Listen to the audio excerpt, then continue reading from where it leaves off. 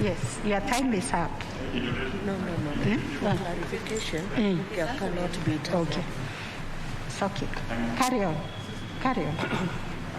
So, if it is intended to amend the basic structure and the Constitution doesn't provide a means of doing that, then you have to revert to the original basis upon which the Constitution was made. And that is what the court was trying to do.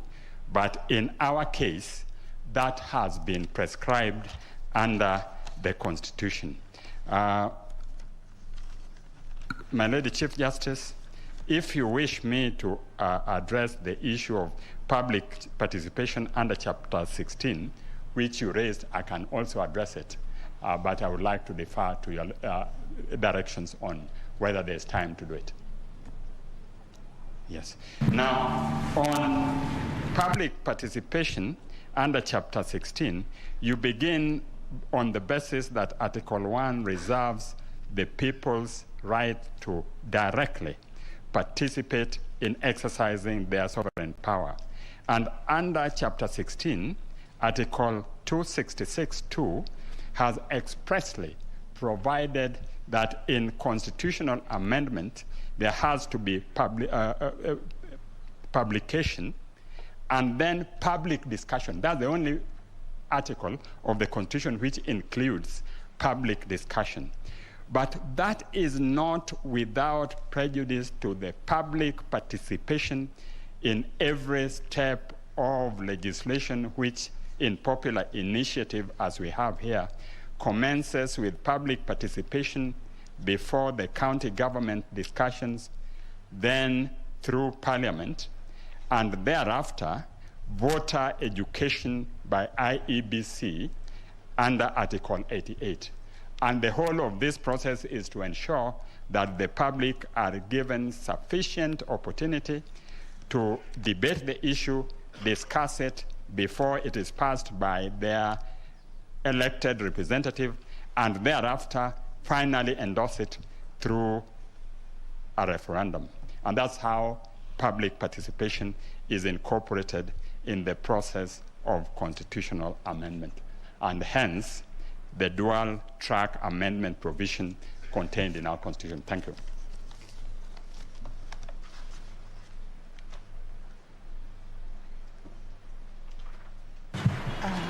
Professor.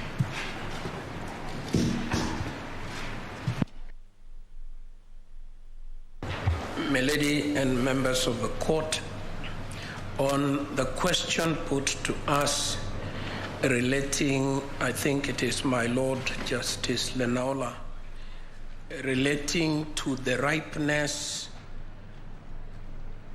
of the referendum question, our answer is a simple one, and we are in the very happy circumstances of relying wholly on what Tuyot J.A.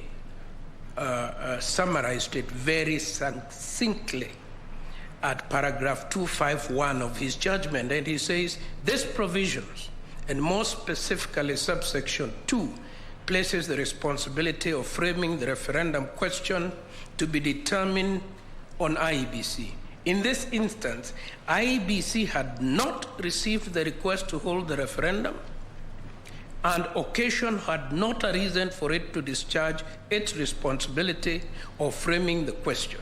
Further, it had not been suggested that IEBC had already determined the manner or the formula in which it would frame the question or questions in respect of the referendum touching on the impugned bill.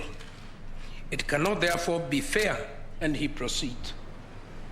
It was always our argument in the Superior Court that the High Court had acted totally without jurisdiction because it acted as the Supreme Court providing an advisory opinion. The High Court has no jurisdiction to provide an advisory opinion, and that question was not ripe, it was moot, and it was not open to the court. Finally, on the second question of my Lord Judge Ouko has asked, what is our view about the proposed change in the mandate of IEBC in the creation of these constituencies? And our position is very straightforward. Our powers are not what some of my colleagues are calling basic structure. I'm calling entrenched provisions. The powers of IEBC, its mandate is not entrenched. Its mandate can vary, can be amended, can be modified, can be by Parliament in its wisdom, by the referendum process, as whatever. So that we did not feel that it was necessary for us. If you give me Yes, finish. 2 more minutes, Yes. because I wanted to offer purely gratuitously an opinion on the basic structure. So we did not feel like, if I may say this, my lady, this court has a jurisdiction that is very, very clear to hear and determine presidential cases. This court has another jurisdiction to hear and determine matters of great public importance. Just supposing, a bill was created seeking to take away the second part of your jurisdiction. I think that you may express yourself in the process of public participation, but you cannot, in my humble opinion, take the view that it is unconstitutional. And that is the position we took. Let me say something about basic structure, because I think there is a little confusion there. And I think from where we sit, basic structure means that part of the Constitution that cannot be amended because it is specially protected. Normally, it is specially protected from Parliament. The basic structure doctrine act operates in parliamentary system, if at all. And India was a good example, because you are stopping a transient parliamentary majority from fundamentally altering the basic law. In Kenya, what my colleagues have been saying, and what I support, is this. The drafters of the Constitution identified what was so precious that Parliament should not be left to mess around with it on its own. They then protected that. And that is why they are saying there is a basic structure in the Constitution. Thank you.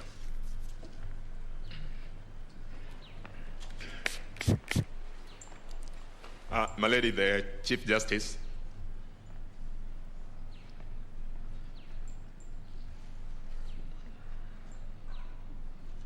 My lady, the Chief Justice, you raised a concern about the question of public participation. So first, I would want to associate myself with the submissions by learned Senior Counsel, Mr. George Oraro, but to add just from the perspective of IEBC that there is a decision, a locus classicus from this court in the decision of BAT versus the CS Health, which then sets out the principles upon which public participation is supposed to be conducted. It is our submission, my lady, that that particular decision fits very well on all fours with the provisions of Article 257. And so that the question of public participation under Article 257 can be achieved in an incremental basis, so that 257.1 on the question of the promoters, the courts agree that there is a limited public participation for the promoters to know what the bill is about. Then at sabbatical, that is Article 257.6, when the bill is sent to the county assemblies, again, the courts agree that it is not for purposes of changing the content of the bill. It is for the county assembly to then get an opportunity to consider the bill. So again, at that point in time, there's public participation. 256.7, again, at the National Assembly, there's an opportunity for public participation at that national level. And then finally, there's an opportunity for public participation in the referendum. And in the referendum, my lady, it is our submission that the IEBC will have a role under Article 88(4)(g) of the Constitution, which speaks to voter education. In other words, explaining to the voters how the process is supposed to be conducted. So it's a continuum. I'm most obliged, my lady.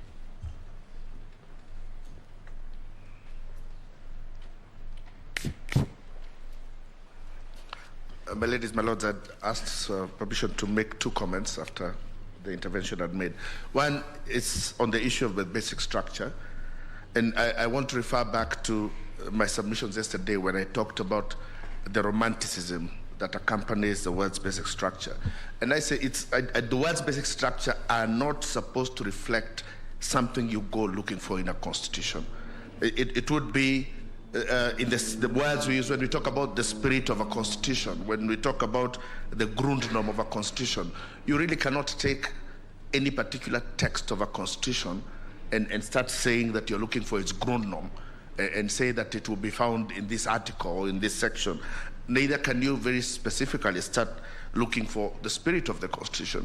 I think position we are is that the words basic structure, much as they are used to reflect a theory in constitutions, in constitution making, they have unfortunately been imported to almost be a legal tool that can be used even in litigation. And I am saying that when you think about the words basic structure, you must also think about whether you can give similar significance to the word Grundnorm and go looking for it, and whether you can give similar significance to the issue of the spirit of the Constitution, which is always talked about. But I have never seen any court specifically go looking for a spirit of the Constitution in any particular articles. On the issue of the referendum questions, my opinion is that there is always a mix-up when we talk about referendum as it is in the Elections Act and referendum as it is in Article 16. And there is a lot of mix-up between the referendum as you discussed the two. For instance, the phrase about framing the question is a very specific phrase that relates to a referendum that is conducted under the Elections Act. And it talks about an issue arising. The issue is taken to Parliament, which approves that the issue should be taken for referendum, and it talks then about IEBC framing the question that will represent that referendum, and for IEBC determining whether the issue to be resolved by referendum will be resolved in 1 question or in 2 questions. But if you go to Chapter 16, when it comes to amendment, there is no issue of raising questions when it comes to Chapter 16. And Chapter 16 talks of taking the bill to a referendum. So there are no questions. And if there would be a question, it would be a vote on whether you accept the bill or not. That is one perspective. But the second perspective would be that you cannot have single items taken to the people, because a lot of issues that have to go into constitutions are negotiated. In fact, very many, and I'll give the example, if imagining that the current constitution had been taken as different questions for adoption, one can immediately begin to imagine how many things would never have passed. Is it possible that with all the noise that there was, that a Christian majority would have gone and voted in for the protection of the Catholic courts had they been separate questions? So the idea of not allowing separate questions is because then constitution making becomes, you remove the negotiation from constitution making and make it a question of majority vote. While sometimes you need to tell the majority that they will not get what they want unless they accept what a minority wants. So even in public policy, they have to be separate questions. And lastly, on the 4 sequential steps, my opinion of this is that this was pure legislation from the judiciary. There is no reason, and I said yesterday that the assumption that having a constituent assembly is the best practice in constitution making assumes that it's a universal practice. We have not yet accepted that making constitution through constituent assemblies is actually the best practice in the world. So for it to be recommended to Kenya, would be with it because it's a press practice internationally, or because that is what the judge thought is what the way should go? Thank you.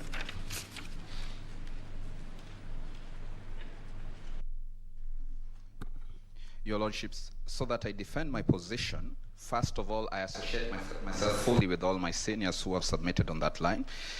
But in regards to the issues that were raised, and specifically I'm one of the people whose names was mentioned, I would like to draw the court's attention to, there is an authority provided by Mr. Orara Moke in his submissions as paragraph 8, Supreme Court of India in the Reserve Bank of India versus PLS General Finance and Investments Company Limited, 1987.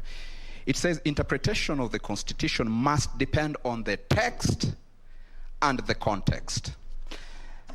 Now, you asked a very important question, why we think Casavananda is not applicable in the current situation, and I'm going to point out that it does not match either the text and neither does it match the context.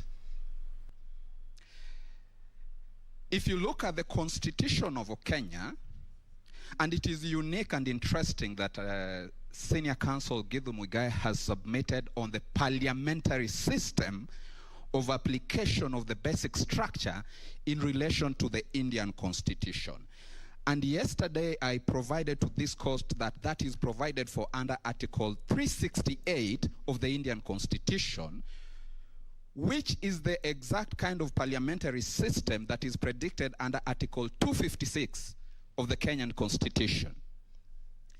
The Indian Constitution lacks in substance Article 255(1).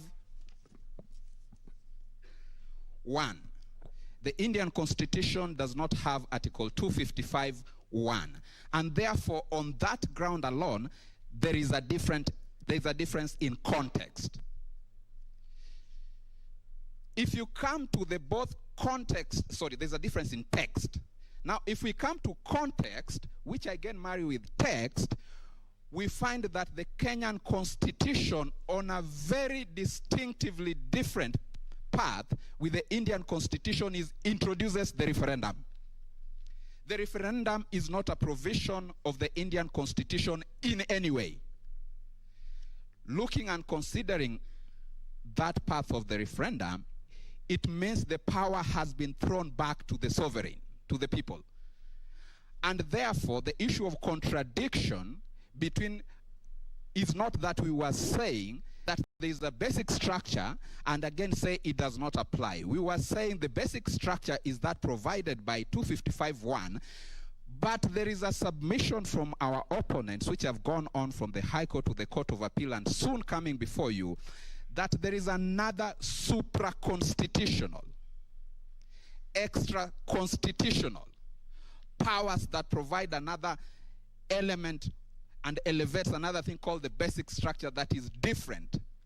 So we are saying that theoretical kind of basic structure does not exist because our Constitution provides for that basic structure under 255(1), which gives the power to the people.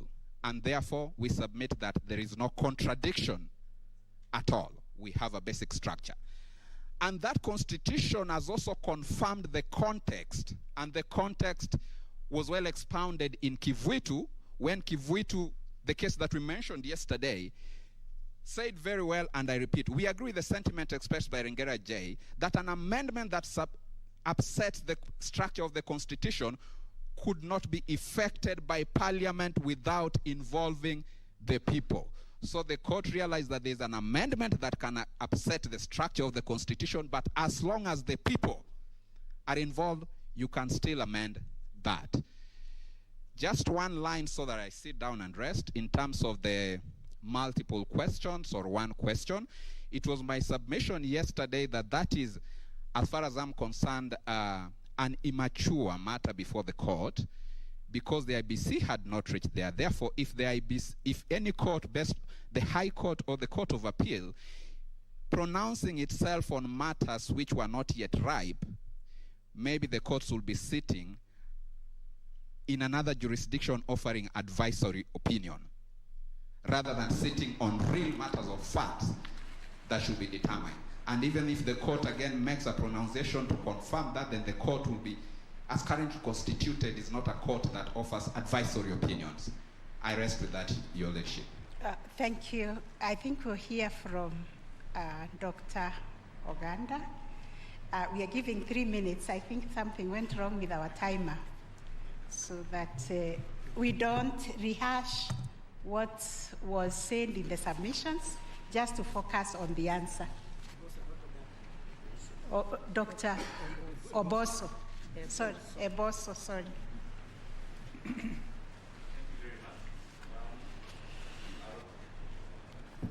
I'll quickly go through. The 4 sequential steps are not expressed in the Constitution, but they are implied.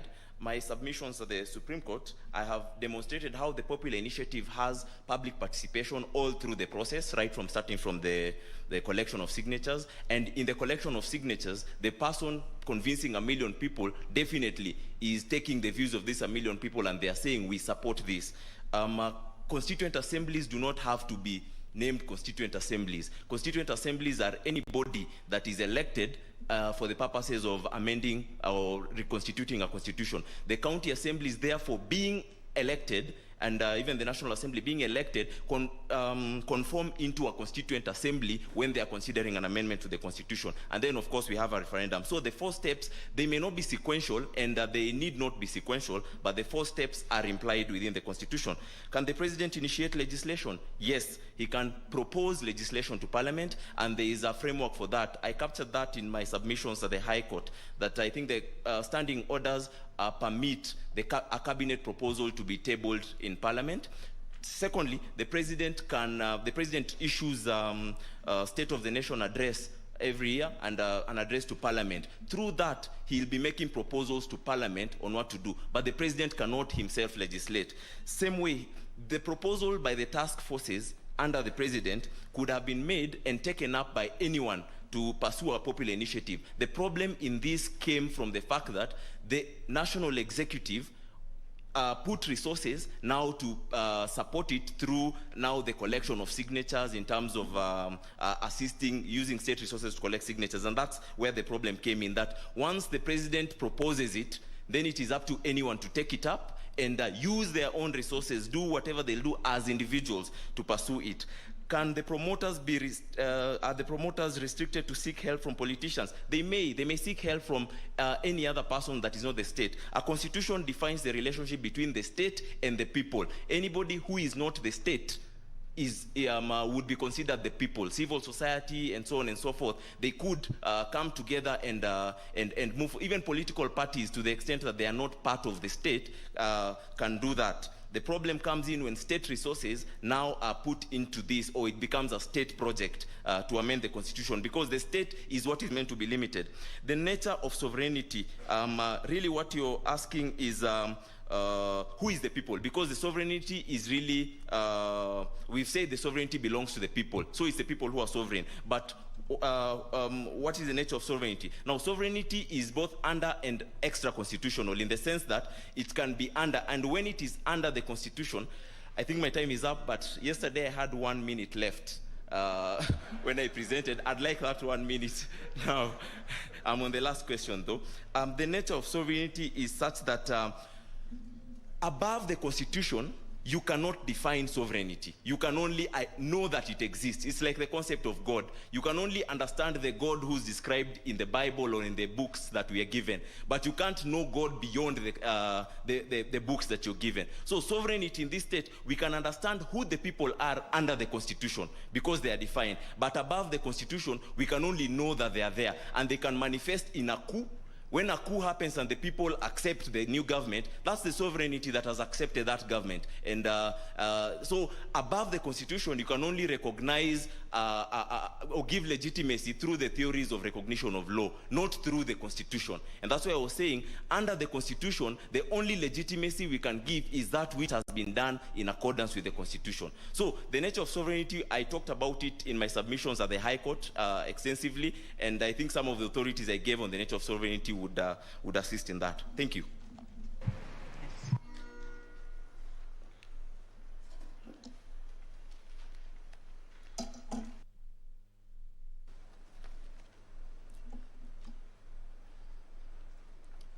to Justice Lenaola, issue of multiple or singular questions in a bill, the rightness issue or premature and all that. What the Constitutional Kenya Amendment Bill 2020 was a bill which had several issues contained in it. And because a bill was already presented and we're dealing with the bill, that issue was not premature as such because we're dealing with the bill.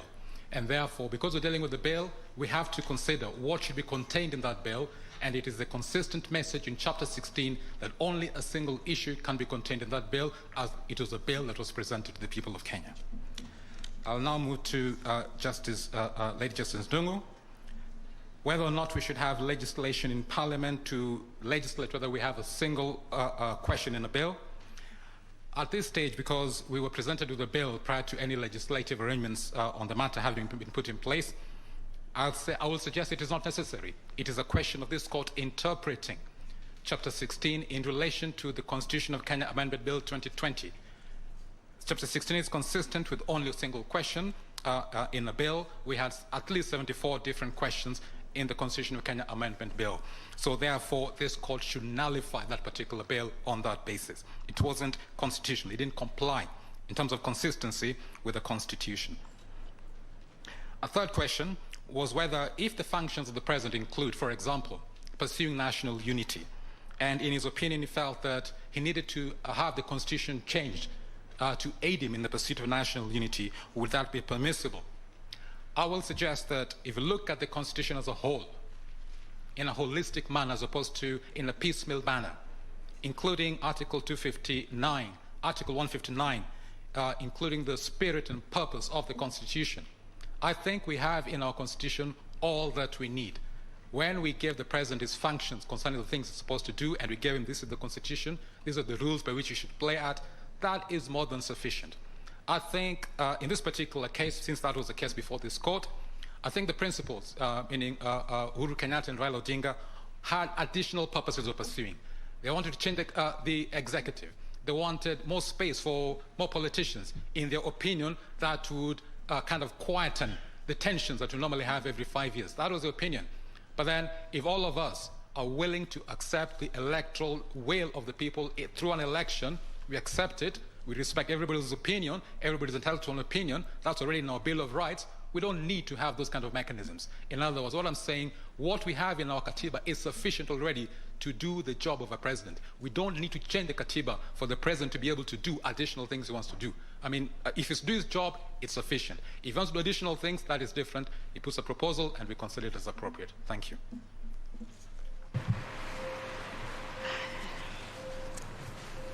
Thank you very much. We'll now move to the next segment of the hearing, and we'll start with the third appearance.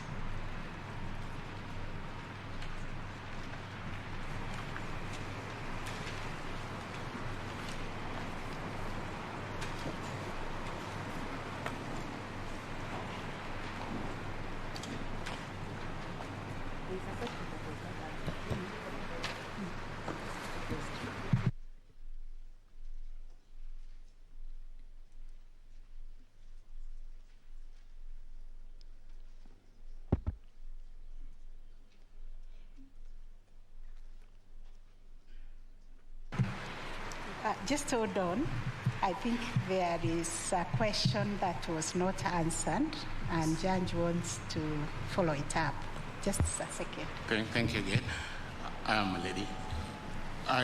Perhaps this may be raised, may be answered by Council Morara, perhaps when it comes next.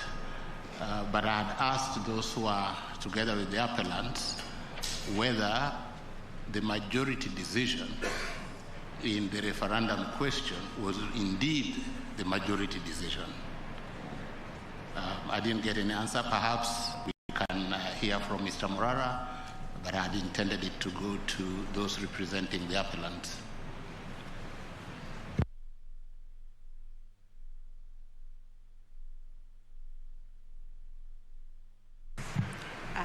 If you're not ready, you can do it in your response. The appellants can do it in their response. We can have this time now given to the third appellant. You have 1 hour, although I realized that you were donated some time, and I think the timekeepers know the time which was donated to you. If you need it, it will be given to you. My Lady the Chief Justice, the President of the Supreme Court, Honorable Justices of the Supreme Court, it's almost afternoon, good afternoon. My name is Topua Lesinko, and I appear together with Mr. Morara Omoke and Ms. Margaret Kamau and Mr. Justice Nyaga on behalf of the third appellant. Before my lords and my ladies, I introduce our submission, and with the leave of Mr. Omoke, we did note that deliberate effort by the first appellant and the IBC to ignore the question by the Honorable Justice Ouko, and we note that the third appellant did indeed submit a letter requesting for review of the holding of the Court of Appeal on that particular issue of separate and multiple question. And I think your position is really qualified by the finding of Justice Gatembu Kairu in paragraph 197, Roman 4, where he just said that I do support the separate and multiple questions, but subject to the proposed amendment. So in our opinion, we thought that he was, together with the 3 other judges, including Justice Nambuye, Justice Patrick Kiage, and the President of the Court of Appeal, and therefore it should actually have garnered the majority. But that notwithstanding, he will deal conclusively on that issue.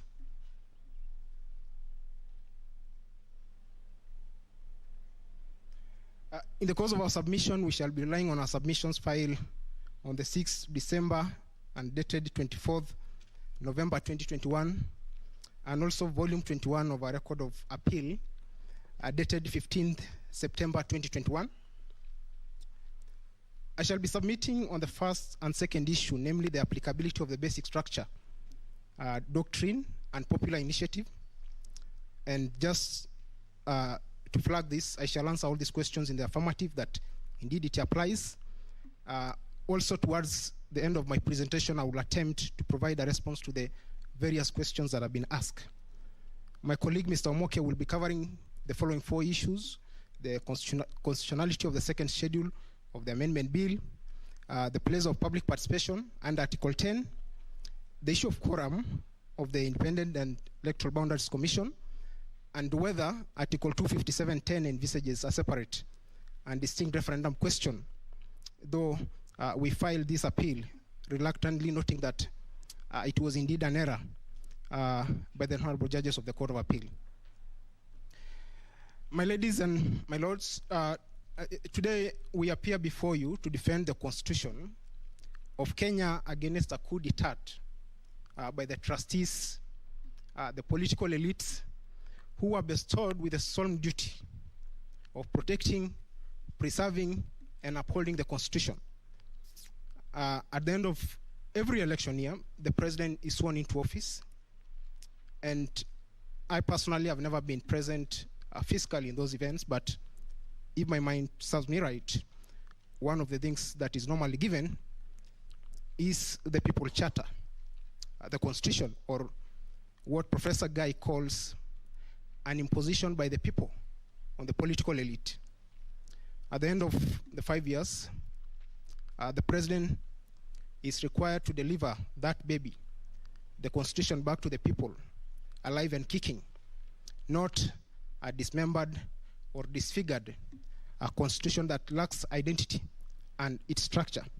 Indeed, if I had the liberty to characterize the current proceedings before you, my lords and my ladies, I think I will name it the people versus the constituted powers.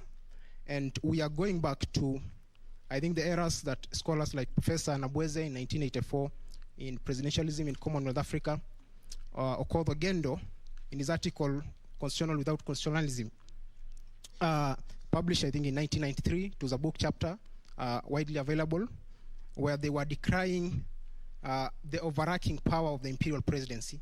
So that is exactly where we find ourselves today. And I will just, before I delve into my submission, correct submission by Mr. George Gilbert, trying to distinguish the issue of the basic structure doctrine.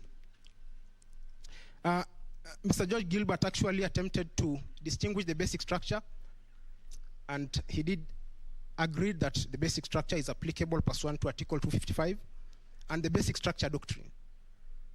And I am comfortable, either my lords, to use a basic structure, not the word doctrine. And I note actually the definition of the word doctrine as defined in the Oxford Learner's Dictionary is just a belief, a set of belief. You are not actually sanctioned or to use it mandatorily. You can actually ignore. But I'll argue towards the end of my submission that because of the issues of constitutionalism and what Professor Rosnai says, that we are in an era where executive powers are constrained, that even in the express requirements that amendment of the Constitution is limited, the same can be implied.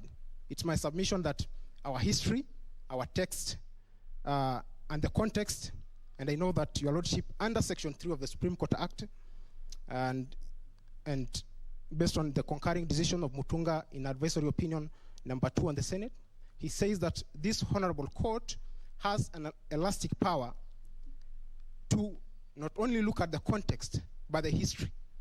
And our history today is the amendments of 1966, for example, that did away with the Majimbo system, ultimately returned under Article 255 on devolution, and this is actually one of the ring-fenced provision. It's one, another thing is the issue of, for example, fair trials, which were germane in the President Moi and President Kenyatta, founding President Jomo Kenyatta era. So it's that history of amendment that the people wanted to undo. And at the beginning of the agitations for reform, especially in 1992, I note that there was a Kanu Review Committee. And later, jumping to 1997, during the IPPG, the people actually coerced to say that we are not accepting the IPPG because we must be part. And I think ultimately it led to the People's Commission and the Mfungamano Initiative. And so the people wanted not only to have control of the content in the Constitution, they wanted also to have control over the process. And the process in this regard is popular initiative provided under Article 255 and 257. Therefore, the intention was very, very clear that they must not just be part of the menu, but they want to be present in that table where the Constitution is being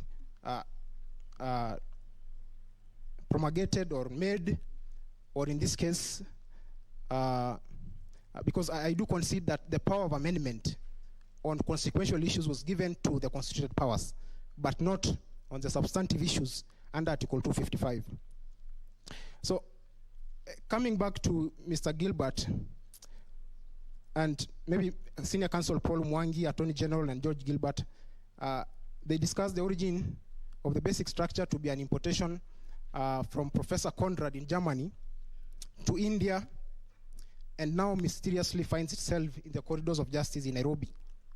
And which actually I think Professor Rosnai, just after the High Court judgment was released in May 19, 2013, characterized it as a, just a minute.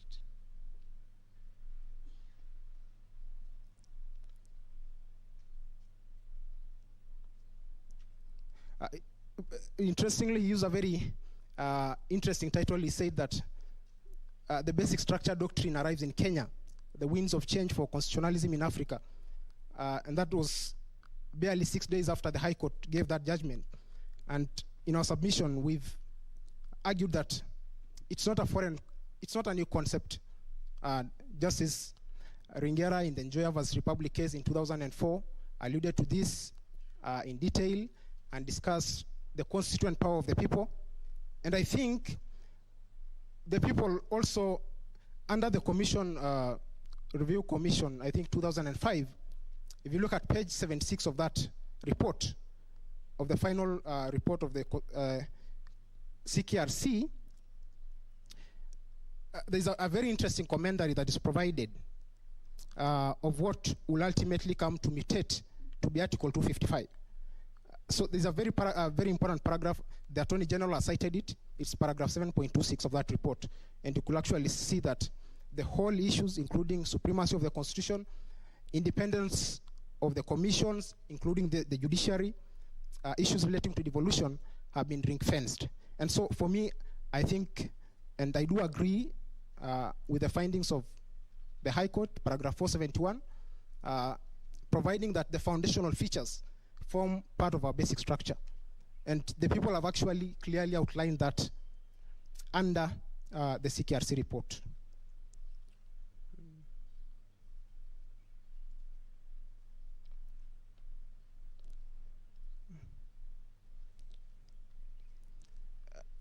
So my ladies and my lords, it's my submission that based on the submissions by the first appellant and those in support, this court is left with two choices on the issue of basic structure. The first choice is for the court in relation to agree with the submission that the basic structure doctrine do not apply, which is our submission that it applies. But in the case that this court goes along that tangent of argument, it's our submission and as considered by Mr. George Gilbert that it has a basic structure. So take away the doctrine. They've agreed that it has a basic structure. We have, in relation to the argument that it has a basic structure, based on the aspiration, vision, a spirit, and the textual wording of Article 1,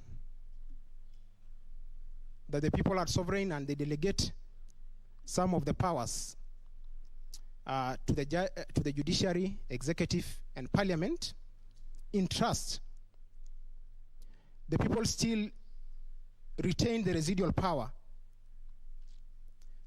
on the most fundamental things under the Constitution. And that, for me, I think it's Article 255 and Article 10, which I think has attained what in international law is termed as jus cogens. But equally, I'll add the Bill of Rights to that, which I think is very important. So therefore, that even if you take the basic structure doctrine, the argument still stand, and the first appellant and those in support agree that it indeed has. And I will be highlighting that even in the High Court judgment, the Attorney General did in fact agree at some point that the basic structure doctrine applies. It's only that goals have been shifted, including even in the question of who the promoters were, which I'll be dealing later. But that still leave their case exposed. If your lordships and ladyships agree to the finding that it has a basic structure, which is a reflection of the aspiration and vision of the people, then the argument will be that Article 255, 256, 257 exist to limit amendment of the Constitution by constituted powers, not by the ordinary mwananchi. In that regard, I fault the first appellant submission and Mr. George Gilbert's submission again,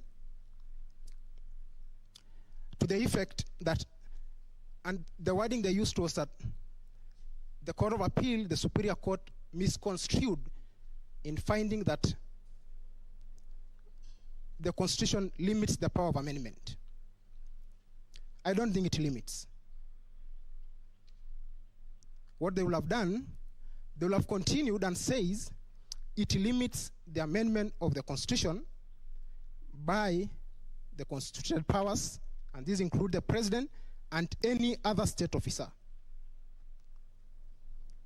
That means that if this court was to arrive to a different conclusion, that it was not the president who commence the popular initiative, and which I don't think they have the leeway to do that, because the question presented to this court was whether the president can initiate the popular initiative and not who the promoter of the popular initiative was. That was done and dusted at the Court of Appeal and the High Court. And Mr. Wele for the BBI Secretariat yesterday tried to introduce that line of argument.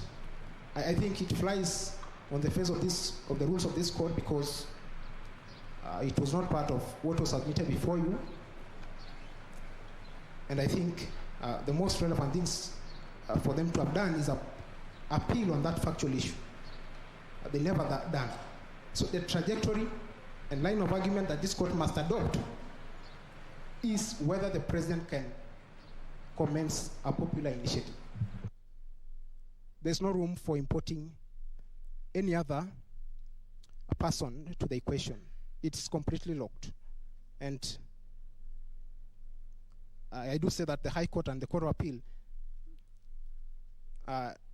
did convince themselves beyond reasonable doubt that the Constitutional Amendment Bill 2020 had all manner of footprints of the president in it, including how the process was initiated after the handshake, and actually to comment that Dennis Waweru and Junet Mohammed only jumped to the ship later on. And coming to say now that the BBI Secretariat is kind of an organization trading under this name. And I do note that that was a ploy to be able to give it a connection to an entity defined under Article 138 of the Switzerland Constitution that allow political alliances to initiate a popular initiative. But that, in our context, it flies on the face of it.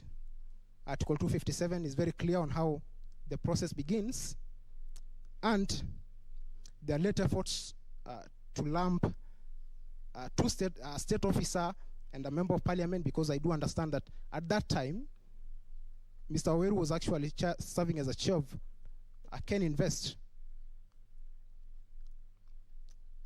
And Mr. Junet Mohammed, on the other hand, is a member of parliament, an active member of parliament, who the Constitution entitled to recourse to Article 256 to move any consequential legislation. And my lords, you note that the first appellant actually comes to this court not with clean hands. The Constitution is barely 11 years old. Article 27.8 that gives the state the mandate to operationalize things like the two-third gender rule, the judiciary fund, the equalization fund is still pending. And I think I do agree that the life of any constitution, as alluded by professors like Richard Albert, is 19 years. It's the right of every ordinary citizen to move that amendment. And as the High Court and the Court of Appeal has held, Wanjiku has a right. The Constitution doesn't limit. It only limits constituted powers. And I think that must be understood. And with that clarity, I don't think that the first appellant and those in support will have any problem in now saying, for me to reluctantly say that the basic structure doctrine, in the case of Kenya, because the High Court, for me, introduced a new line of thinking on the basic structure issue. Because if you look at the basic structure in India, it completely locks the room for amendment by parliament and actually introduces issues of unamendable and eternity clauses.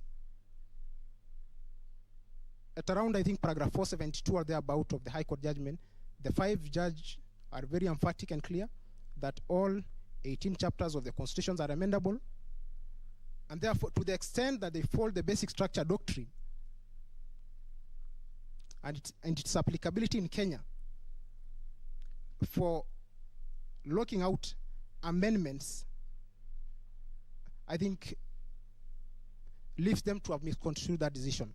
Because our understanding, and that of the third appellant, is that the finding was all 18 chapters and the six schedules of the constitutions can be amended. And on the four sequence process in relation to that, I think it's actually, I can term it as expanded public participation. I don't think there's anything wrong with the Constituent Assembly. It's just a fancy name. When you walk out of this gate, maybe some 4 years ago, you'll find the Bunge la Wananchi. That could be a perfect description of what a Constituent Assembly, and those gentlemen out here are very vibrant in discussing day-to-day matters that are germane to our legislation and governance system. And so I don't, it's not some rocket science thing, like a collection of views. Your lordships and ladyship have articulated that while discussing public participation in the British American tobacco case. And to Justice George Odunga in the Robert Gakuru case have also extensively expounded what public participation is. And so for me, the four sequence process do not shock me in any way. It's some form of expanded public participation. And as I had intimated, Article 10, which provides those principles and values, is now very important to the operation of our system and governance. Maybe just to pick a comment by Senior Counsel Kamau Karori on the issue of Liechtenstein and the Prince extending its term limits. To an extent, I see Liechtenstein not to be a good example because him alluding to a prince leads us to some monarchical side of system of governance. To that extent, I don't think it will provide a good comparison for comparative purposes because the Constitution provides that Kenya is a republic. And if, for example, I was to extrapolate the issue by the Prince of Liechtenstein on the term limits, I'm not sure whether anyone introducing extension of term limits in our current constitution, though they are entitled, the ordinary Mwananchi is entitled to actually move such an amendment. But I don't think it is a perfect example just because of the system of governance. And we have been termed as one of the most progressive constitutional democracies now in the world, ranking with the likes of South Africa. And therefore, I think that example will not suffice.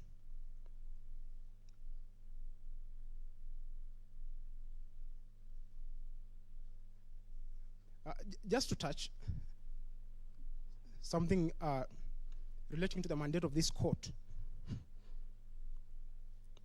while arriving at the verdict of this appeal before you. Earlier said that Article 259, Article 20 sub-Article 4, and to the extent, by extension, Section 3 of the Supreme Court Act, really outlines the interpretive theory of this court. Also, as in a gentleman by the name Miawa Maxwell does provide a good analysis of general theory of interpretation by the Supreme Court.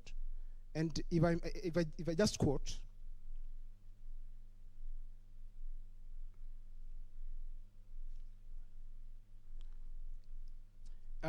Article 20, sub-Article 4, Article 259(1), Article 259, and Article 259 lays down the rule of interpretation as follows: that the Constitution shall be interpreted in a manner that promotes its purpose, values and principle, advances the rule of law, and human rights and fundamental freedoms in the Bill of Rights, permit the development of the law, and contributes to the good governance. Justice Mutunga, if I quote his finding in his concurring opinion in advisory decision number 2 says that Section 3 of the Supreme Court Act confers broad powers and constitutional interpretation, allowing the court to make forays into the country history and cultures, to dig out the people's expression reflected in the text and spirit of the Constitution. So text and spirit of the Constitution. And Chief Justice William Mutunga further qualifies that these provisions grant the Supreme Court a near limitless and substantially elastic interpretive power. It allows the court to explore interpretive space in the country history and memory, and the history and memory that appeal to your lordships and ladyships is our history. After we got independence, till such a time, I think, around 1997, because 1997, the Kanu regime had already given room for the people to come to the negotiating table. So I think that history, and I will refer you to the writings of Ben Abweze in Presidentialism in Commonwealth Africa, and a book written in 1984. I think the president of the LSK will mention, he has cited extensively in his submission. Abweze actually writes about Kenya in that book, and the question of hyper-amendability and the powers of the imperial presidency. And actually, just to recall that in 1968, an amendment was moved by the president to take away the powers of parliament to nominate, I think, around 12 members at that time. And that mandate by parliament was actually revoked, I think, in a single afternoon.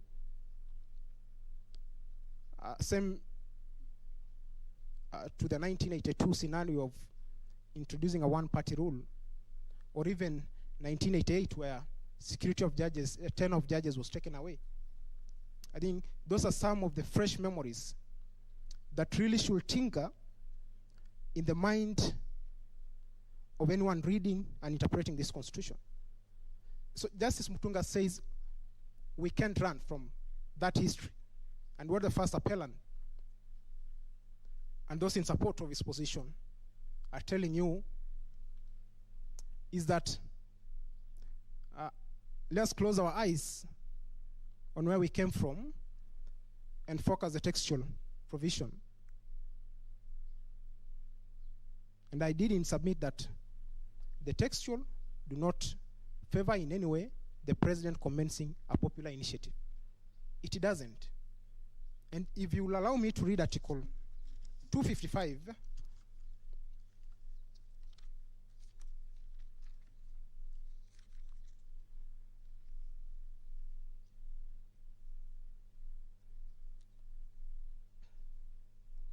Article 255, and read together with Article 257, and this just serves to show that the text is very clear.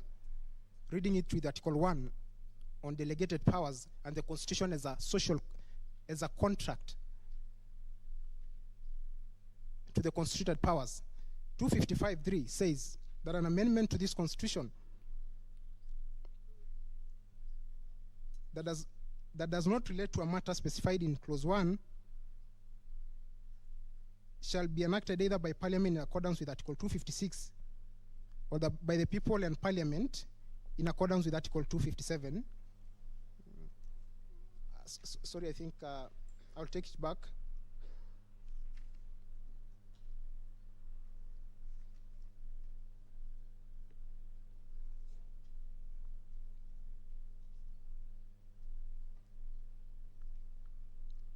And that my finding is that the text of Article 255 is only a preserve of the people with Parliament.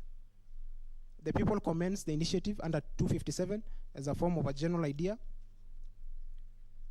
and that they must be the promoters, not a state officer,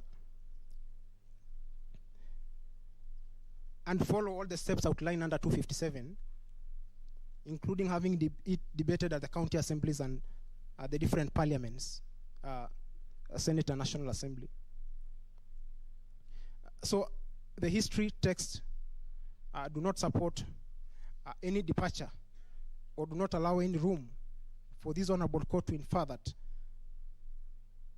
Article 255 can be amended by the constituted powers, including other state officers.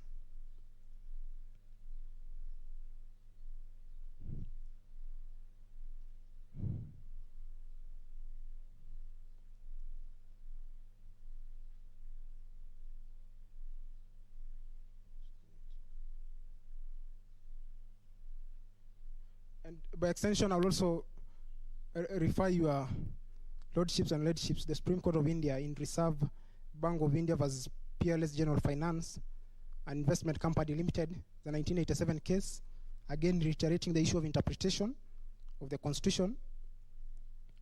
That interpretation again must depend on the text and context. This means that this court has to go beyond that textual provision of the Constitution in determining the applicability of the basic structure in Kenya. And also just to cite the finding by Justice Tuyot in page 876 of the Court of Appeal judgment. And Justice Tuyot articulates the issue of interpretation very clearly by stating that the history of the making of the current constitution gives color to the text of the provisions of chapter 16 on amendments. The history on hyper-amendments of the independence constitution and consolidation of power within the executive in Kenya is very relevant in providing context onto the interpretation of Article 255, 256, and 257 of the 2010 Constitution. And it's our submission that it had been submitted before the High Court and the Court of Appeal that Chapter 16 had retained its version in most of the drafts, either the Bomas draft, the Wako draft, revised harmonized draft, that shows that the intention of the people was very, very clear. And it has also almost been produced as a copy-paste under Chapter 16. The framers of the 2010 Constitution, which subsequently have been adopted by the people in the preamble saying that we the people, had the overarching goal of undoing all those loopholes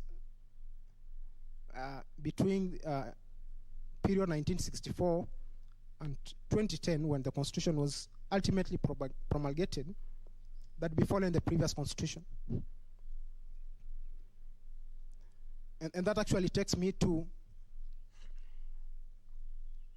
the finding by Justice Lenaola, then the High Court judge, in the Commission of Implementation of the Constitution versus National Assembly, a 2013 case,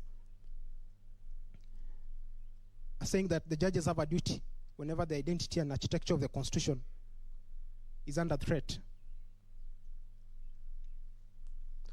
Today, that problem again is before you,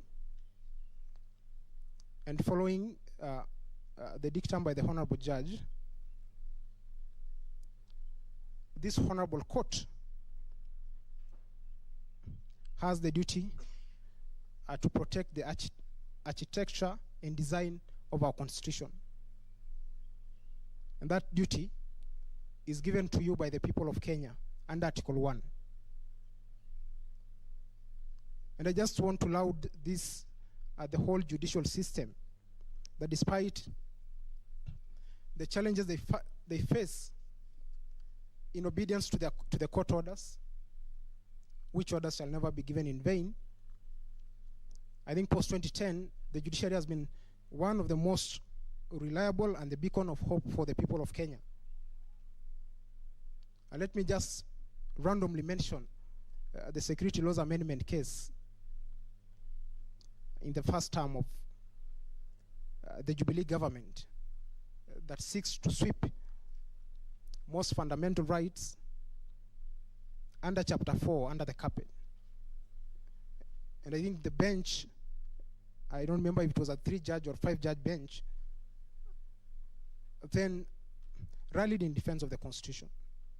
And my clarion call is that you, honorable judges of justices of the Supreme Court, must also protect the Constitution for posterity. And if I may refer you, your lordships and ladyship, to the wordings of the preamble, which is, I think, very unique, and also coming at the very, very beginning of the Constitution. In the preamble, the people says, "We, the people of Kenya, adopt and enact and give this Constitution to ourselves and to our future generations." We adopt, enact, and give the Constitution to ourselves and to our future generation. For me, the issue of future generation is very key. It's a very, very key word. That the intention of the people was that you can amend, not fundamentally, maybe issues of issues not ring fence under 255, but let's try and keep it for the future generation. The Constitution is 10 years old. If a child was 10 years old, I'm not sure if they're actually in a position to start actually eating things like getheri. This Constitution is still trying to develop its teeth. It's not even a teenager, strictly speaking. And I think the solemn duty of the president under that schedule will have been to preserve, uphold, and respect by operationalizing, among other things, the two-third gender rules, the judiciary fund, the equalization fund, rather than spend a whopping 20 billion taxpayers' money for purpose of amending the Constitution. Or I wish if that money was actually allocated to the judiciary fund to give room to more small claims court or building infrastructure for either the judges or courtrooms. That would have been my ideal wish.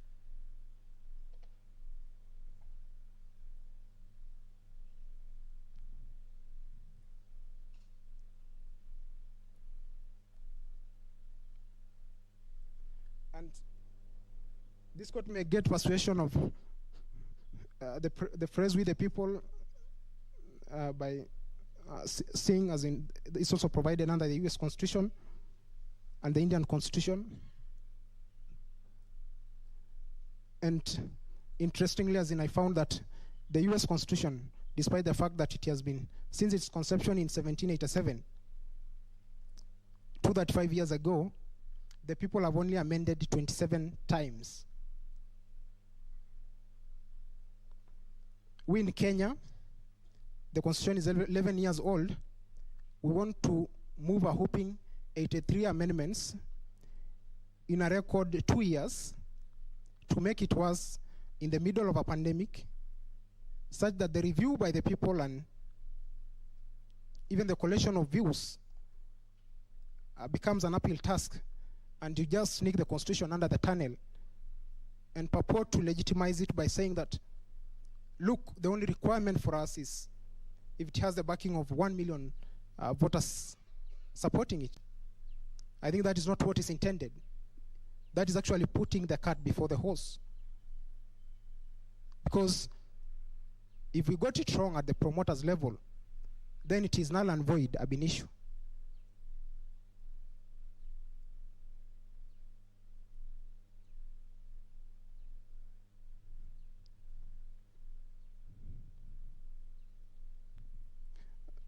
My lords and my ladies, as I mentioned earlier, Justice Ringera did infer the sanctity of a basic structure in a constitution, in the independence constitution. I think I can't fathom any finding under the 2010 constitution that holds otherwise.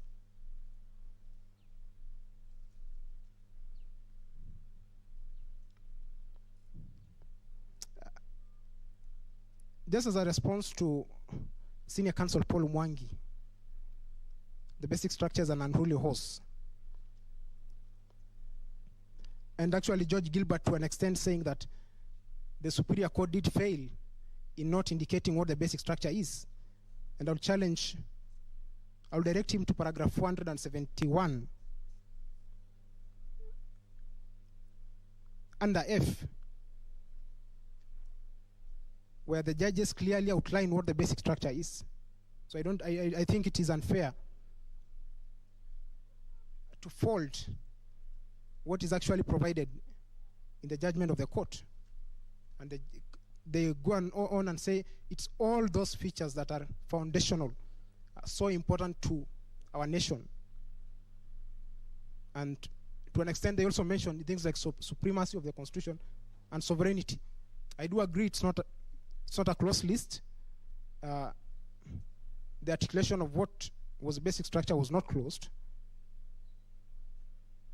But I think it's unfair to say that the High Court darted all over the place in trying to say what the basic structure was. And to Senior Counsel Paul Mwangi, I don't think the basic structure is an unruly horse in the case of Kenya. As I had said, the basic structure as interpreted by the Superior Court judges departs from what the basic structure in the Kesavananda case is. Mainly because, unlike India, which do not allow room for amendment, our basic structure provides room for amendment by the constituent. I think that is a clear departure. And as such, having identified then what the basic structure is under 255, I don't think then the issue of unruly horse should arise, because I understand the unruly horse as a phrase originating from Justice Ringera in the Christ of All Nations case was Apollo Insurance Company. And I think he was alluding to public policy being a concept without a province of what really could be termed public policy or the subjectivity of it. The Superior Court and the Court of Appeal have clearly closed our boundaries on what the basic structure is. And therefore, I don't think there is room to term it as an unruly horse. My lords and my ladies, I just want to seek clarification on the time, because I think we were given some 20 minutes. You have already taken them. If you watch the clock, you were given 1 hour, 18 minutes. Now you are remaining 35 minutes.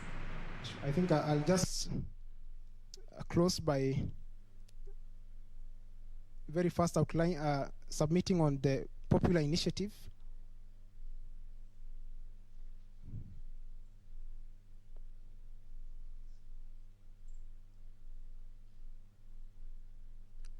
And I could actually do it in form of a rebuttal, because other parties will have a chance to submit on. That to rebut on Senior Counsel Kamau Karori on the president campaigning, he said that the president can actually campaign on the platform of amending the Constitution.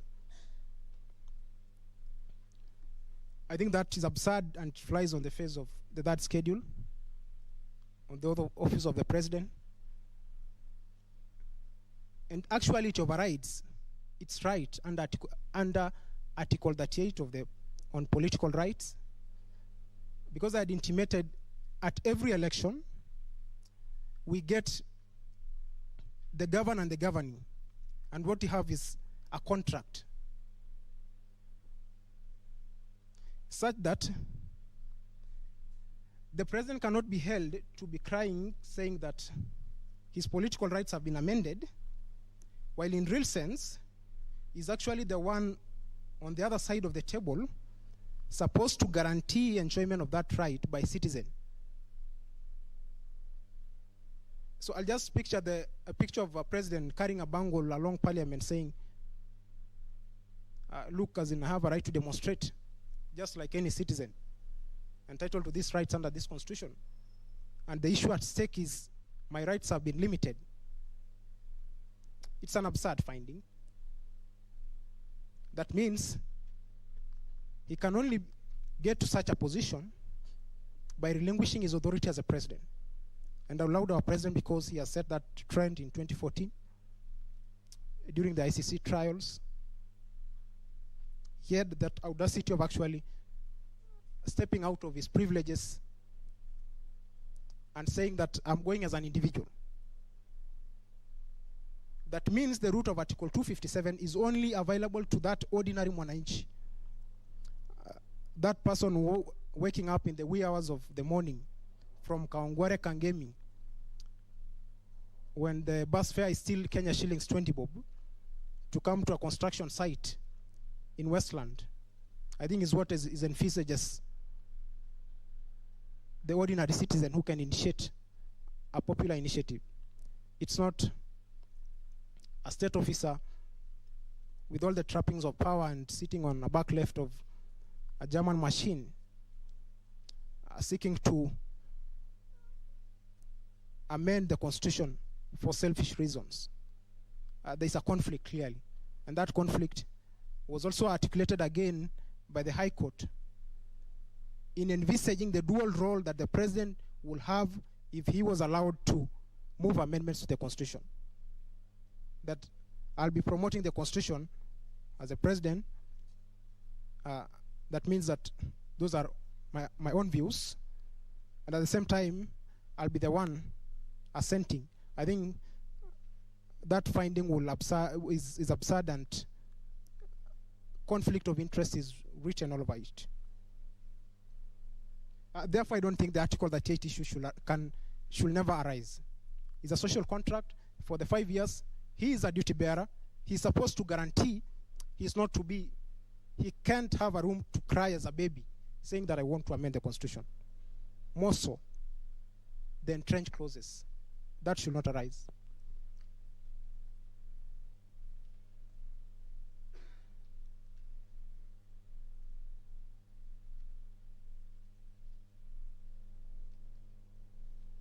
Mr. Moke will rebut the issue of referendum question. We have extensively submitted on that in our submission, and quite interestingly, the IBC, which was supposed to respond, just slap us with the argument of the doctrine of ripeness. I think Mr. Morara will debunk that.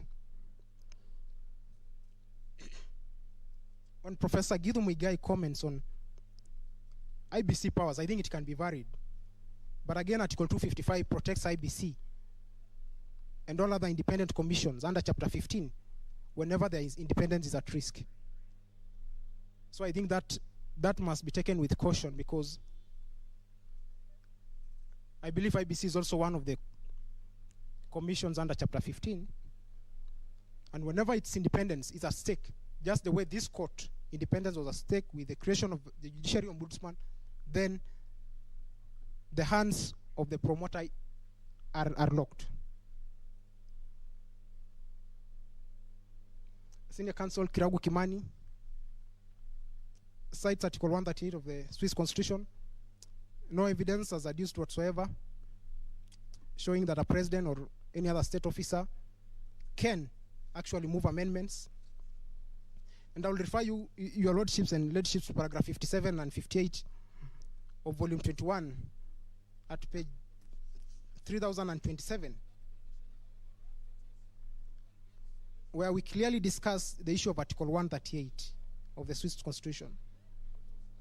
It's not a state officer or a president that is envisaged. It's not. In fact, scholars writing on that issue alludes to the issue of direct democracy and popular initiative. One of the definitions given by the Black's Law Dictionary, it's the people exercising their own residual power in a direct way, not indirect way.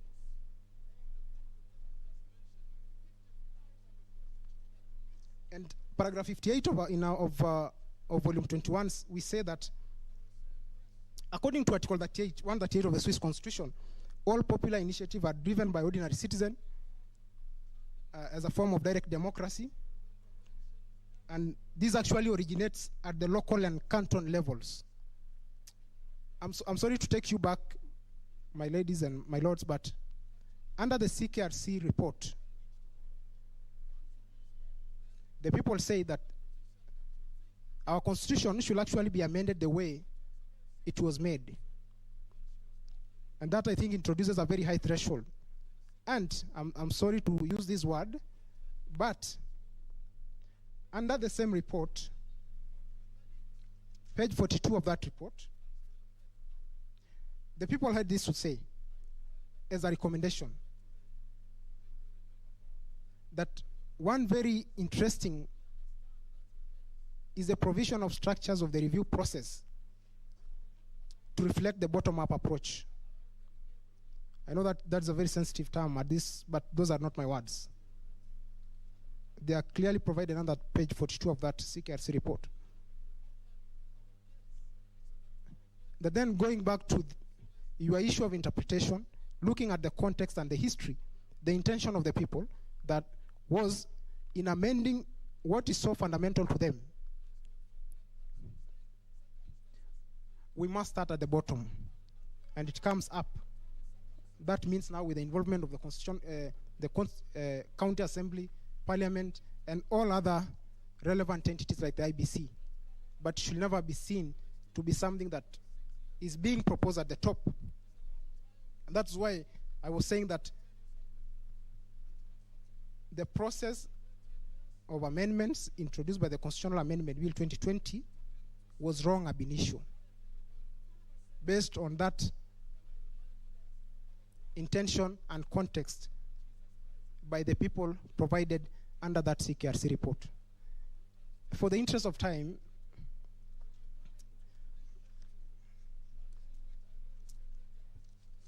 and for the sake of my senior Mr. Morara,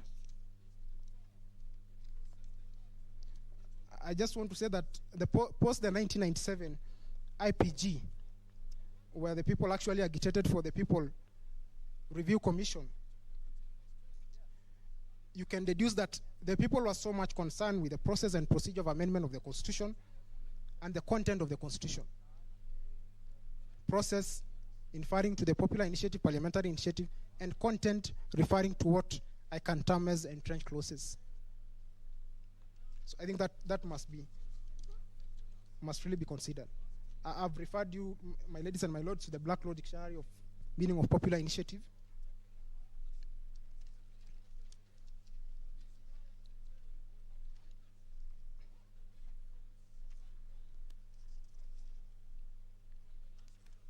And I'll not dwell further on the writings by Professor Richard Albert or Yaniv Rosnai. I think Mr. Nelson Harvey will do that. And I'll close by saying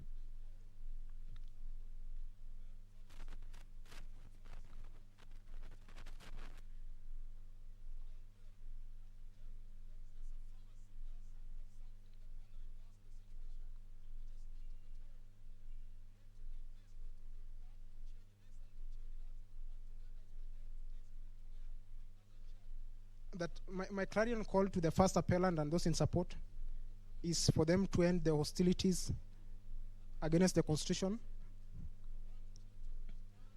Though we recognize them as prisoners of war based on the findings of the High Court and the Court of Appeal, and that us on the other side will be willing to make peace with them and preserve and uphold the Constitution of Kenya. For the interest of time, let me yield the floor to Mr. Omoke. But before that, I just want to acknowledge the presence of my Professor Ben Sihanya, who actually provided me a platform at the formative years at the School of Law in Parklands to be his researcher for 3 years in constitutional law. I think it's fair credit for me to recognize him at this forum. So I would like to yield the floor to Mr. Morara. We had a lot to submit, but for the interest of time, I would like to stop there. Thank you.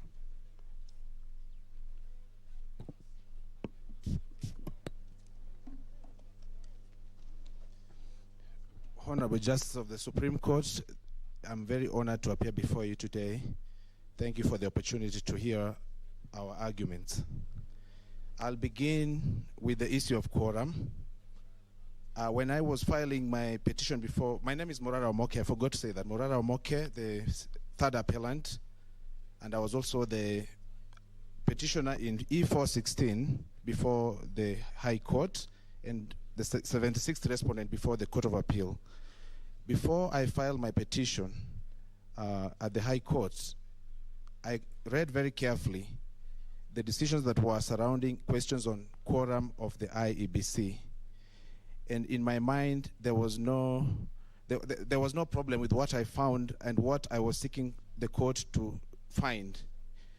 I was asking the High Court to find that the IEBC lacked the quorum to conduct something very important, which I consider to be a policy issue. When I looked at other decisions like the Isaiah B. Watt case, which has been cited very extensively by the IEBC, I looked at that and I found that, in my opinion at the time, the law applicable was the law that was there before the decision in Katiba Institute, which set the quorum for the IEBC.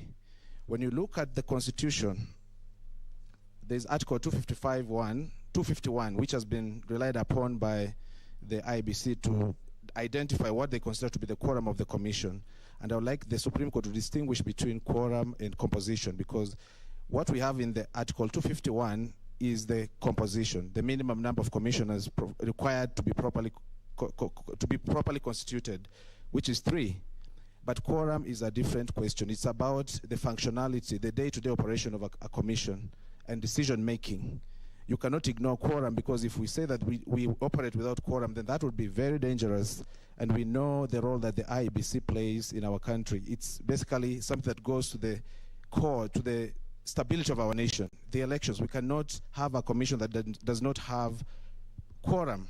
When we say, if we go by the argument of Professor Moigai, then we are suggesting that quorum in that case would be 100% for the 3 commissioners. If we operate with a commission of 3 commissioners and we are conducting an election, very, very sensitive, and something happened to one of the commissioners, what would have happened if we were conducting an election? What should happen at all times is that the court should not entertain a situation where the commission is not properly constituted. It should come out very clear that at all times, the commission should, as much as possible, be at full capacity. Because for the IEBC, we must also ensure that it's the composition also reflects the diversity of our people. It's not something where we could appoint 2, 3 Kenyans and we assume that it balances the entire republic. I'll move to give an example. If we operated, going by Professor Moigai's argument that when if there's a repeal in the case as he suggested, that we would have no law. Let's take an example. If we had an amendment to the tax code, repealing the current tax rates and providing higher tax rates, and that was challenged at the courts and found to be unconstitutional, can we actually argue that then we would be in a country where we do not pay taxes until the parliament enacts laws providing for the previous tax rates? That argument would not be good public policy. I move on to the next question on the composition, the second schedule to the Constitutional Amendment Bill of 2020. To me, that was very straightforward. I did mention it in my High Court petition, but I did not consider it to be a very complicated question, and I would ask the court to easily find that under Article 89, already there's a provision for how to delimit boundaries, and the timelines are provided within a duration of 8 to 12 years. That has not been done, so there was no mandate for the BBI, the Building Bridges Initiative, to do that particular responsibility on behalf of the IEBC. I move then to the question of public participation. A lot was said in the High Court and before the Court of Appeal. That may not have been highlighted before you, but in a very short summary, what was found is that the promoters, who we argued then was the president, did not comply with the procedures set out in the Constitution in terms of public participation. It's very straightforward. What happened is that initially, they went around the country, views were collected, that's all okay. Of course, we saw some problems with that, how it was done, because basically what was happening is that those collecting views moved from town to town in the Republic, collecting views in 3-star and 5-star hotels. Obviously, who is going to be in those kind of fora? That kind of fora, it's the elites, the poor, or the ordinary, what I would call, I wouldn't use the word poor, but what I would say as the everyday Kenyan may not have that access to give their views. So that was one of the areas where they failed. But more importantly, when the bill was published for the purposes of now collecting signatures, that was on 25th of November 2020. And the signatures were collected from the next day, under 12 hours. So there was not opportunity to educate the public on what was contained in the bill. Another problem which was highlighted and accepted at both levels of the High Court and the Court of Appeal, which has not been challenged, was that there was no consideration of because it was done, the publication was done online, there was no effort to consider the internet connectivity in our country, which when I look at the Kenya Population and Housing Census report of 2019, volume 4, was found to be 22.6%, and the access to computer was 10.4%. So if you do it online, automatically you lock a vast majority of the people from being able to see the bill before they collect the signatures. And if you do it the next day, it means you do not care for whether they were given the opportunity. And if you look at the decision of this court, the British American tobacco case, you gave us the guidelines that we must look at when we weigh an action that has been undertaken to see whether it meets the threshold for public participation. And when you look at that case, many things were not done. For instance, there was what is happening in that case is what we would say is illusory, what is cosmetic, what does not give the public reasonable opportunity to study the bill before they can give their consent, before they endorse. So what that means is that for the 4.4 million signatures that were collected, they were of no value because a vast majority of those people were just signing before studying the document. When you look at the amendment bill, it contains about 74 clauses. Even for us who are the experts in the law, we may need some time to study those kind of provisions before we give our views. And that's why when we were able, you could see even from the filing of the petitions before the courts, people took time to study those provisions. So you could not conclude that doing it under 12 hours of publication is enough. There's a lot I could highlight there, but I think that's enough just to show what exactly happened. When it moved to the IEBC has argued that they do not have any responsibility to ensure compliance with public participation. That is wrong. When you read Article 10, it imposes on all state officers and even the commission, being one of these institutions required to comply with Article 10.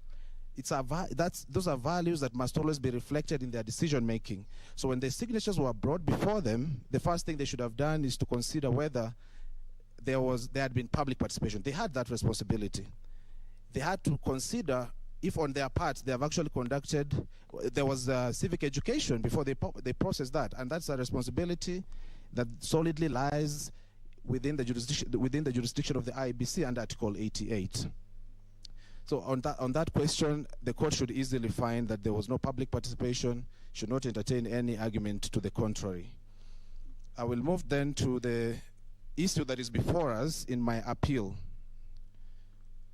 The appeal which seeks to an interpretation of Article 257.10 to establish whether indeed in our country we should be having more separate and distinct referendum questions. I'll begin by laying a foundation based on the judgment of the Court of Appeal.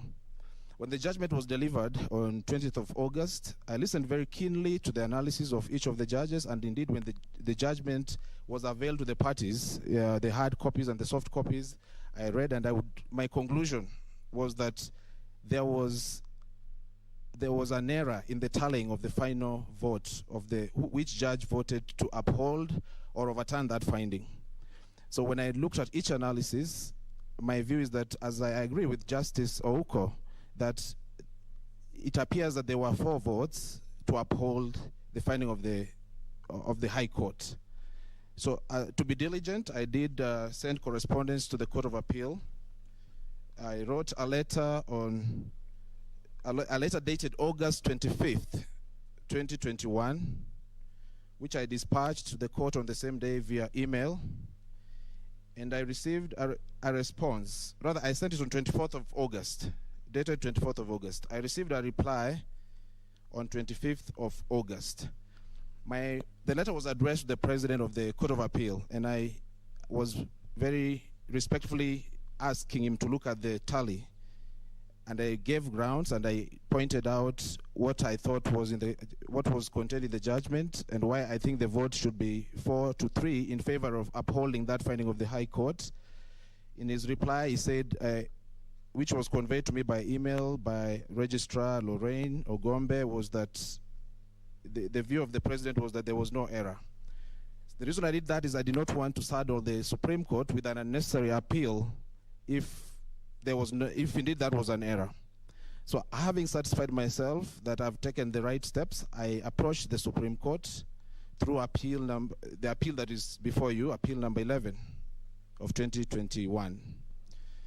So I did that part, and I think the court can look at the analysis and easily reach a conclusion that that finding of the High Court should be upheld. But I'll not rest there, because it's important for the Supreme Court also to hear what is the justification for seeking that kind of a finding. I'll ask the court to read the text again. I know we've read many, many times Article 255 to 257, but I'm asking again. All of us, even my opponents, maybe they might be convinced when they respond to me, especially the IBC, which is there to respond. I would like to read. I did draw a table which is in my submissions at page 8. My submissions are dated 24th of November 2021. In that table, I tried to do a textual analysis of the words in Article 255 to 257. I looked at words that I used there carefully. I saw a word called a proposed amendment, the amendment, an amendment, a bill to amend this constitution, the bill, any bill, a general suggestion, a formulated draft bill, a draft bill, the draft bill, a bill, and there was a word again repeated at the very end, the bill, which I've just drawn them just to try and analyze, because we seem to be all in agreement, the parties before you, that it's important to look at the textual analysis. So when I do the textual analysis, my conclusion was that the way the words have been used by the Constitution in those clauses can only mean that they are used in a singular form. Also suggesting, therefore, that when we prepare a draft bill to amend the Constitution, it ought to contain a single amendment. But if there is a need to contain anything more than one, it has to be something that is consequential, that arises from that amendment being made. Because it happens, you could amend one section and it touches on another one. But the primary amendment should be one. So that's why I want us to start on our analysis when we, hopefully I am praying to the court, when you do the analysis, to begin at that point, which will then assist us to reach a conclusion that a draft bill should contain one issue or one amendment. However,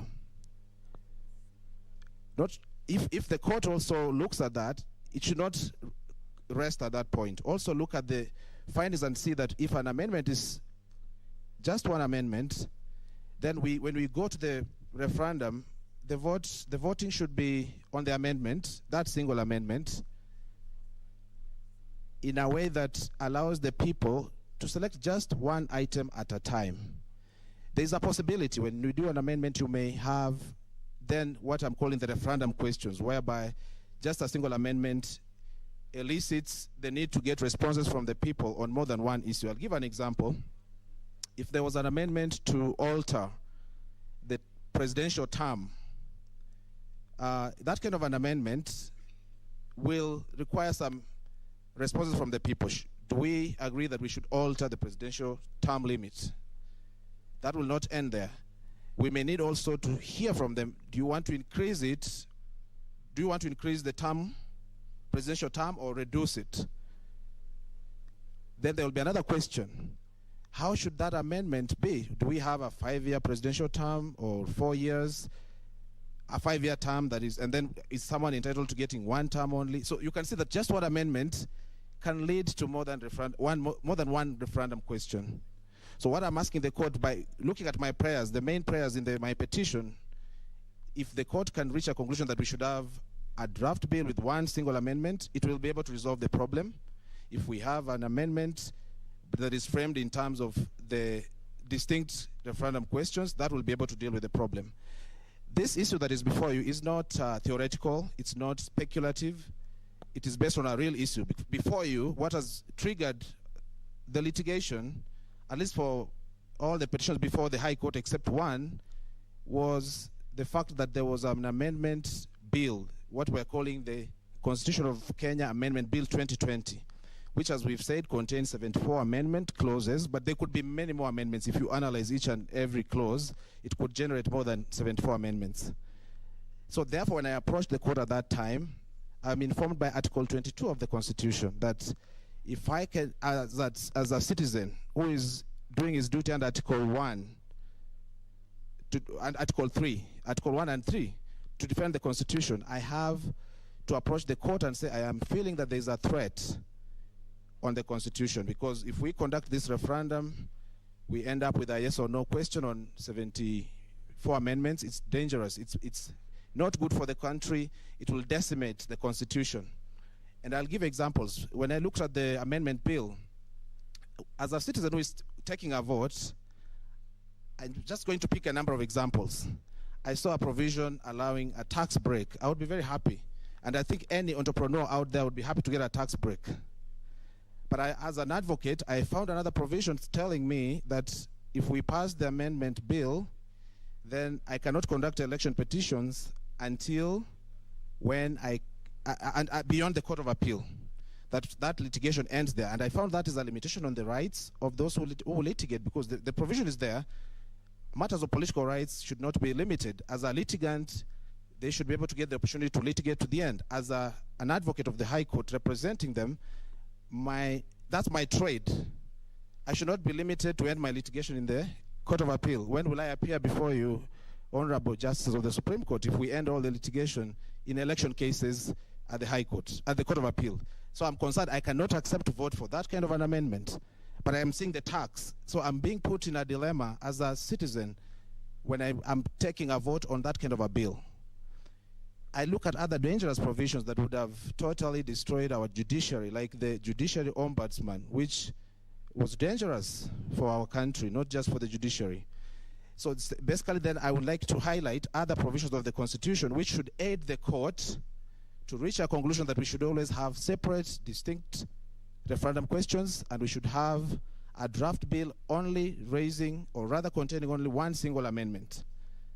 We begin with Article 32, which gives the people freedom of opinion. You are entitled to form your opinion, but if I'm given 74 amendments all in one document, what opinion will I form?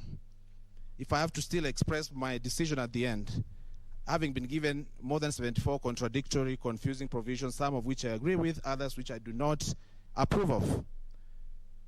I go to Article 33, freedom of expression. If you give me all of them in one document and you tell me to express my freedom of expression, I will not be able to exercise that freedom. If you give me this in a vote, Article 38, my political rights, when I'm seeking to vote as a citizen, and I'm just given all the options tied in on one ballot, it cannot be in line with Article 38, where I'm told that in Article 38, my freedom, the right to vote includes being able to vote in a way that, to be able to express my will in an election freely. It cannot be free if it is like that. Then I go to the general principles for the electoral system of Kenya at Article 81. They have been laid out. What are the principles? That the electoral system should be able to enable simple voting, efficient voting, voting that is seen as transparent and accountable. It cannot be transparent and accountable if you get 74 amendments and you are voting in one. It's like, I'll use a simple analogy. If we were to be given the 6 ballots that we usually do in our general election, and you're told you have all your presidential candidates, they are in one ballot, or rather they are classified, and you're told you have this presidential candidate and you have this member of parliament, all the way from top down the ticket, vote only once. How is that going to be, how does that sit with the Article 38 and Article 81? So basically what I'm telling you, the justices of the Supreme Court, is that the issue of the format of referendum questions and the draft bills, it strikes the heart of the Bill of Rights. And when you interpret the Constitution and Article 259, then you have to look at that. You have to look at whether the kind of thing that is before you will it enhance human rights, will it enhance fundamental freedoms of the people. As I come to closing this presentation, I would like to urge you, the justices of the Supreme Court, that what we are doing here is something, basically a point of inflection for our country. And as President Joe Biden usually says, it's on us. It's on you, the justices. It's on us, the advocates and the people, to comply with the clarion call in Article 3 of the Constitution, that we have to ensure that the Constitution is respected, upheld, and defended. I thank you, judges, and in case there's any question you would like to ask me at this point, I would be happy to take it, or I'll take it at a later date. Thank you for your submissions. I think we'll reserve the clarifications later. Thank you, Honorable CJ. Yes. It is now 1:20. We will take a lunch break and resume at 2:30 to hear from the respondents. 2:30. As we break for lunch, my name is Ochiel Dudley. My lady, I just wish to clarify a really small and harmless report I've seen in one of our dailies concerning yesterday's proceedings. I have seen it reported that 2 advocates sought leave and were granted permission to withdraw from the proceedings, and that Ochiel Dudley was one of those 2 advocates. I just wish to clarify, my lady, that Ochiel Dudley did not seek permission to withdraw and did not withdraw. He remained seated yesterday and has attended today as he will tomorrow. Most obliged, my lady. Thank you. That is well noted. Thank you, my lady. 2:30.